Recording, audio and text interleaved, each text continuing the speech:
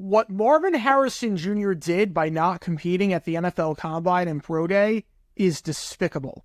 It's shameful. It shows his lack of desire to compete and put himself on the field.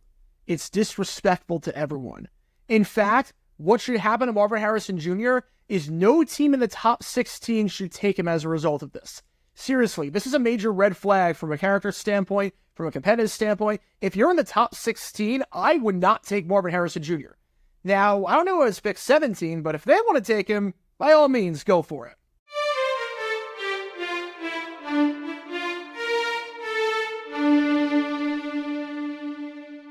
Welcome everybody to JG9 News, where we talk all things NFL all the time. I'm Jared Garrett, and I represent the 904 from the 602, and today we are talking about Ohio State Pro Day and the star wide receiver Marvin Harrison Jr., and for those who didn't catch the joke at the very beginning, the Jacksonville Jaguars have picked 17. If Marvin Harrison Jr. becomes a Jaguar for whatever reason, I will lose my mind in the best way possible. But there was a big storyline because Marvin Harrison Jr., projected by many as the number one receiver in this draft class, has been projected like that for the last 2 years.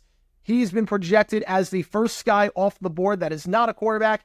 He did not participate at the NFL Combine, did not go through drills, did not go through any of that. So you figure, okay, maybe he just wants to do it at Pro Day at Ohio State in a more controlled environment, but he's not even participating at Pro Day at Ohio State as he's skipping out on that. So all we have with Marvin Harrison Jr. is what is on tape. We don't have anything from the Combine to go off of. We don't have anything from Pro Day to go off of.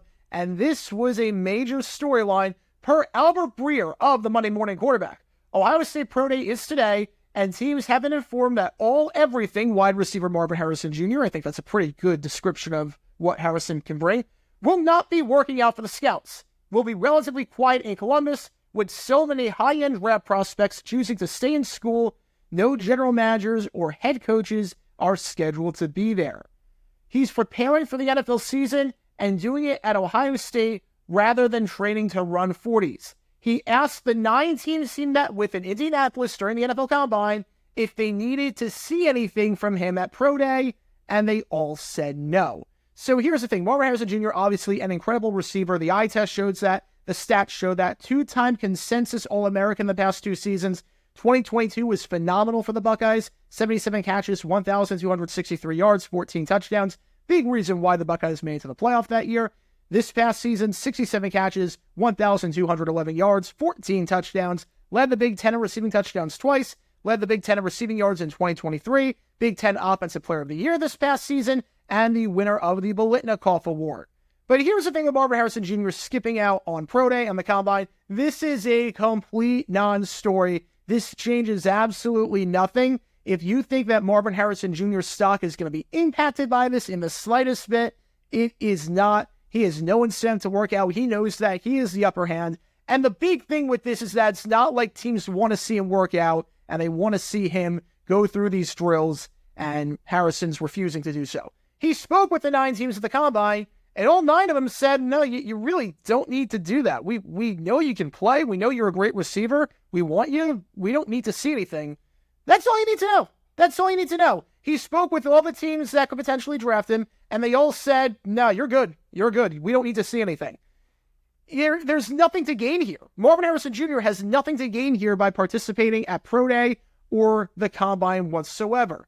At the end of the day, this is a job interview. Pro Day, the Combine, these are job interviews. You need to do everything in your power to get the job. Everything in your power to be employed by this team and increase your draft stock and whatnot. Why would you do anything that decreases your chances of doing that? It's almost like this. If I'm auditioning for a spot in the Boston Pops, I'm auditioning for, let's say, a violin part, and they tell me before I even walk up, oh, you don't need to play a piece. We look at your resume, we saw your footage, you're really good. You're already in. All right, why would I play a piece then? Why would I play a piece? Nothing good can happen if I play a piece that I prepared. If I play it well, all right, I was already in. Nothing changes whatsoever. If I don't play it well, they have second thoughts. I might have just played myself out of the job.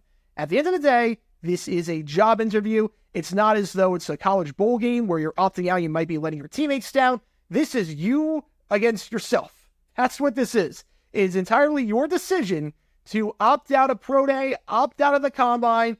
If these teams that want you say you don't need to do that, then guess what? You don't need to do that. And if this is an issue, trust me, teams will raise that issue by not drafting you. Your draft stock will be impacted. They'll let you know, or they will put in rule changes. How can we incentivize guys to work out at Combine or the Pro Day if this is an issue? I mean, again, I don't even think this is an issue. This is not an issue in the slightest bit. If it does ever become an issue, they might change the rule that says you can't get invited to the Combine if you're not participating in the workouts.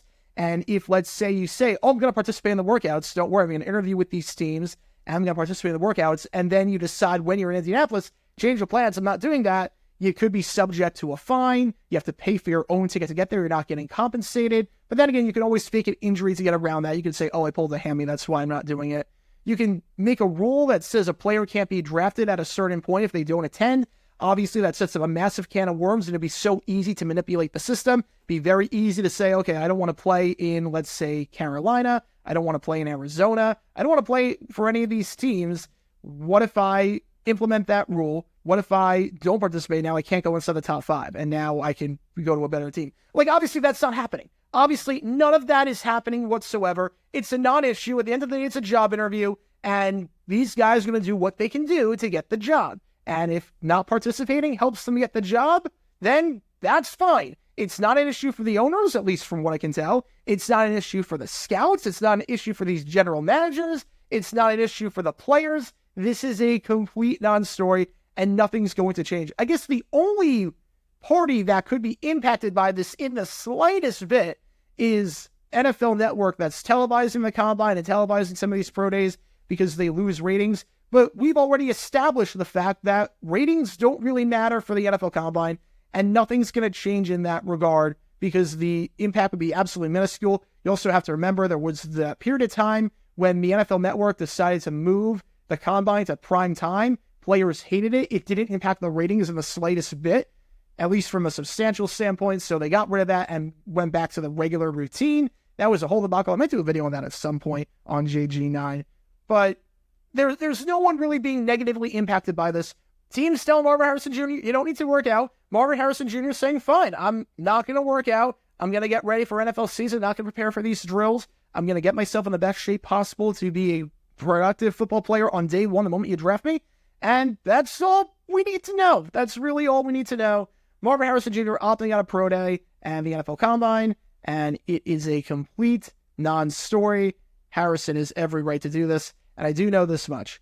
I have a good feeling that Marvin Harrison Jr. is going to be a very productive player, and this will change absolutely nothing, and he will be the first player taken off the board that is not a quarterback. I don't know what team is going to take him, whether it's the Arizona Cardinals at 4 if they keep the pick, whether it'll be the Chargers at 5 if they keep the pick, whether it's the Giants at 6. I don't know where it's going to be, but I do know Marvin Harrison Jr. will be hearing his name called very early at the NFL draft in a month's time, and this news changes absolutely nothing about that. But what are your thoughts on Marvin Harrison Jr. opting out of Pro Day and opting out of the NFL Combine? Do you like the move? Do you not like the move? Do you think the NFL needs to do something to prevent guys from opting out of Pro Day and the Combine? Do you think it's a complete non-story? What are your thoughts on Marvin Harrison Jr.? Where do you think he ends up? Where do you want him to end up? Do you want him on your team if you have a top 5, top 10 pick? Let me know your thoughts in the comments down below. That's going to do for this episode of JG9 News. Be sure you like and subscribe. It helps the channel out a lot. And be sure to check my main channel, JaguarGary9, where we talk all things NFL history all the time. Until next time, this is JaguarGary9 signing off, and as always, go Jags.